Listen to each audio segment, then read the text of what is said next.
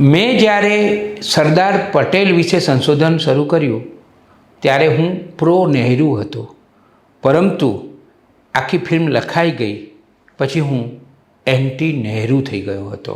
આ શબ્દો જેણે સરદાર ફિલ્મની પટકથા લખી, સંવાદો લખ્યા અને મોટા ગજાના સંશોધક અને લેખક વિજય તેંડુલકરના છે. આ વાત તેમણે સરદાર ફિલ્મમાં સરદાર પટેલની ભૂમિકા જેમણે અદા કરી હતી એવા અભિનેતા પરેશ રાવલને કહ્યા હતા. કેતન મહેતાએ જ્યારે નક્કી કર્યું કે સરદાર પટેલની ફિલ્મમાં સરદારની ભૂમિકા પરેશ રાવલ કરશે, એ પછી પરેશભાઈએ તૈયારીઓ શરૂ કરી.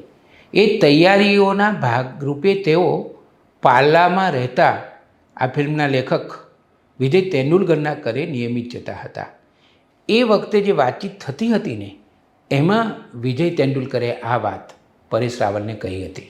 વિજય તેંડુલકર જેવો કોઈક તટસ્થ અને સાચો અભ્યાસી સંશોધક અને લેખક જ્યારે આ વાત કરે ત્યારે આ વાતનું મહત્ત્વ ઘણું વધી જાય છે. અત્યારે સરદાર સાહેબની, સરદાર પટેલની 150મી જન્મ જયંતિ ચાલી રહી છે, ત્યારે આપણે આ મહાપુરુષને યાદ કરીએ અને એમનામાંથી રાષ્ટ્રીય ભાવનાનો ગુણ લઈને આપણે પણ આપણા રાષ્ટ્ર માટે જેટલું થાય તેટલું કરીએ.